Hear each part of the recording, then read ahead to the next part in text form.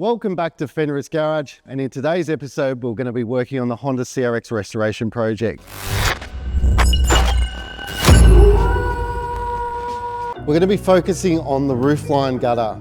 The reason why I shave these is A, I don't like the look of them, and B, the water pools in the corners and causes rust in the window frame. To start this process, you're going to need a template. Because the car's symmetrical, the template's going to work for both sides.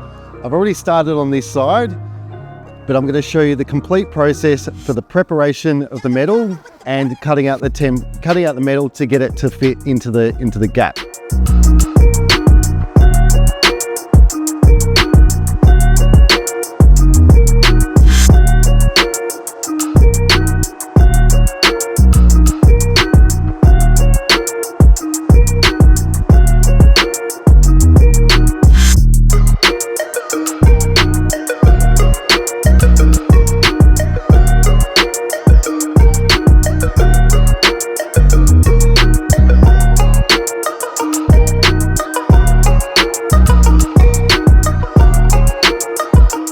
I'm going to start by preparing the surface for the welding process.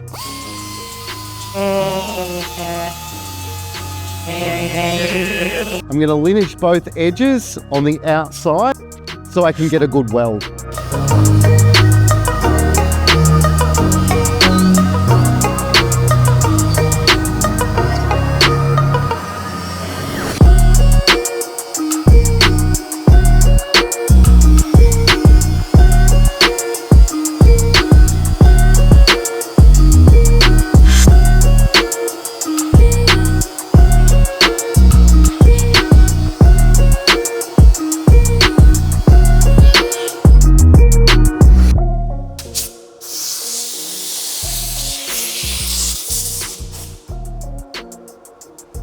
Okay, so now that I've lineaged both sides, I've had to make sure that I've got my edge on the outer and the edge on the inner for underneath where the strip goes to make sure I get proper penetration. So I've already made the template for this side. So now I've just got to cut the metal out and get it to fit in perfectly. The closer you get it to the edge for the weld, the better the weld's going to be. How I got this template was I used tape across here, and with the edge I just got a texture and ran it across to get the line and then transferred it onto a bit of paper. I'm now going to transfer the shape across to the metal so I can get a perfect fit into that rail so I can get a clean weld.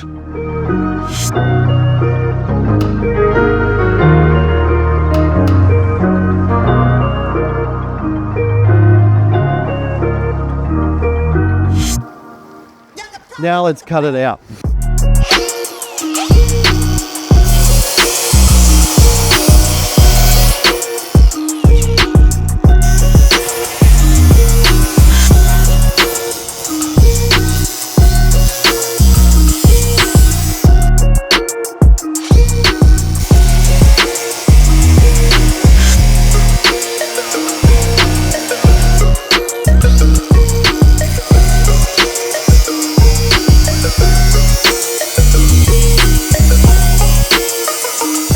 So now that I've cut out the strip, I'm going to take off the rough edges and then see how it fits.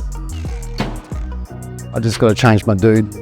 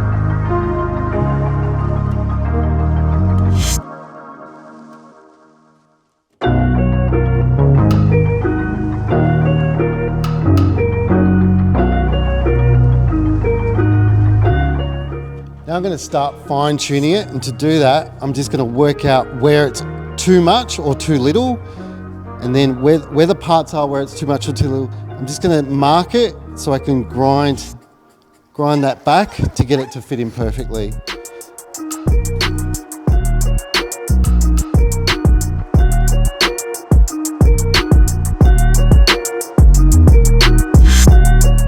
It'd be pretty hard to do this without the magnets, for sure. Holding it down in one place and getting it to stay there without it moving from one end to the next, it'd make your life pretty difficult.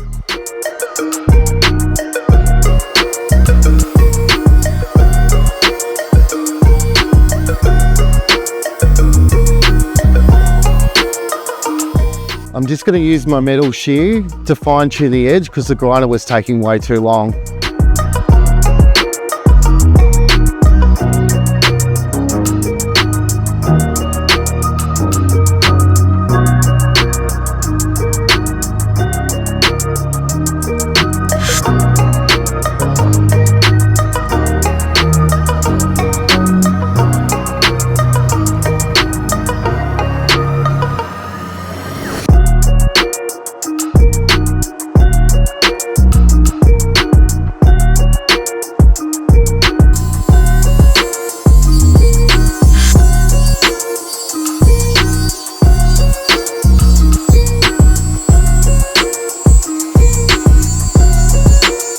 This is a slow process.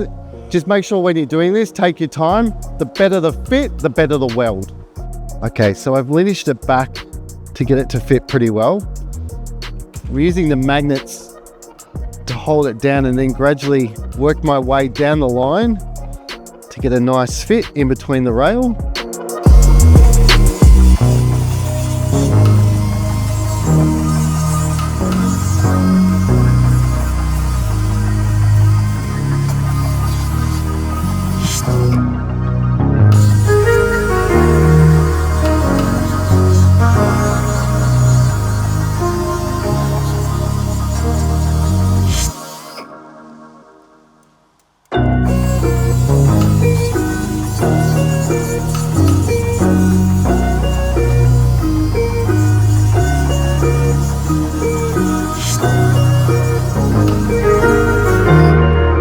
So now I'm going to clean all the surfaces with mineral turpentine, so I've got to clean surface to weld too.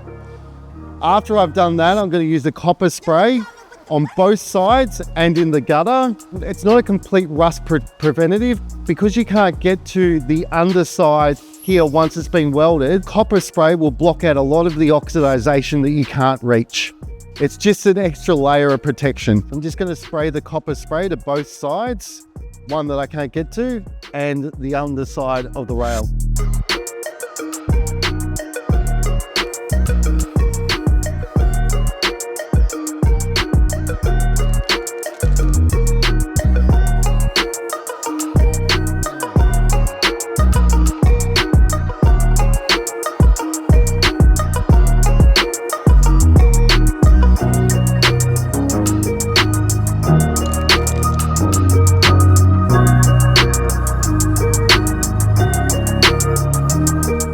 So now that the copper spray is dried, I'm ready to start tack welding. So we're dealing with 0.8 steel. It's very, very thin steel. And to get a decent weld, we have to basically run tack weld all the way along. You can't put too much heat into it or you'll just blow out. The settings I use on the machine are about 18.5 volts with about 3 wire speed. This has given me the best results.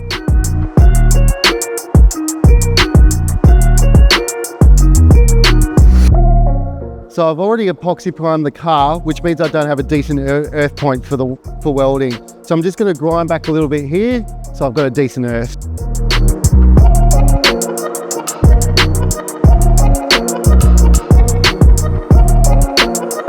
Okay, so I'm just going to tack weld. It's just a quick hit, just to start the attachment process. I'm going to gradually work my way along using the magnets, bring them along, spacing of about a couple of inches, just so we can get it all level and in the right place. And then I'll eventually go through and I'll tack weld continually along to finish the weld off.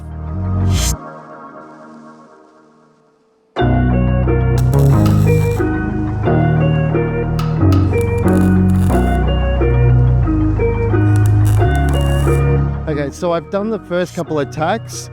Now, as I said, I'm going to move every sort of couple of inches along, moving the magnet so I keep the metal to the flat edge of the roof so I don't get any high spots. We want low spots more than high spots, because when I come back to fill and clean up this edge and body fill it, it's easier to do low spots than high spots.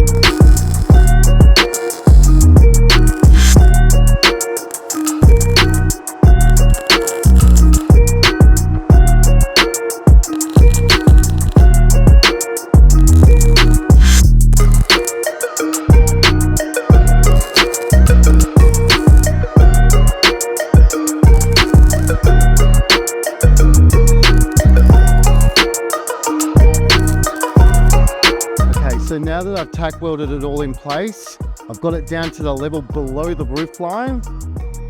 So now I have to go through and tack weld all the way along. Now I can't hit it all at once because of too much heat. If I've got too much heat into it, it's just going to keep blowing out. So I'll be jumping from front end to back end and gradually bringing my way through and joining it all up. Tack welding on top of each weld as I go.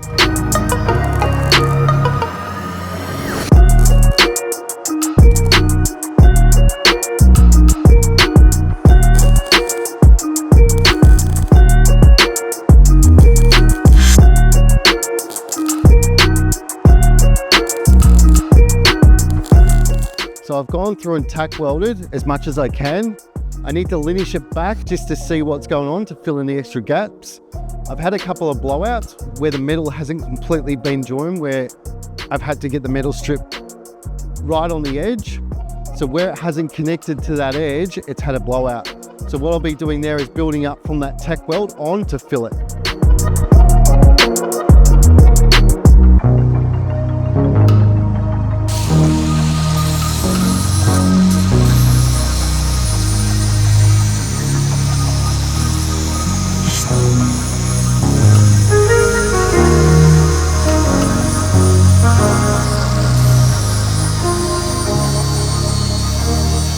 So I've finished welding, tack welding all along the roof lining, getting good penetration to get an even finish so it looks like one piece of metal.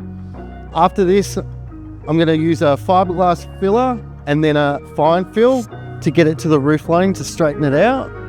Then we're going to continue on with doing the epoxy primer on the rest of the vehicle. Don't forget to tune into next episode to see what Fenris Garage is up to next.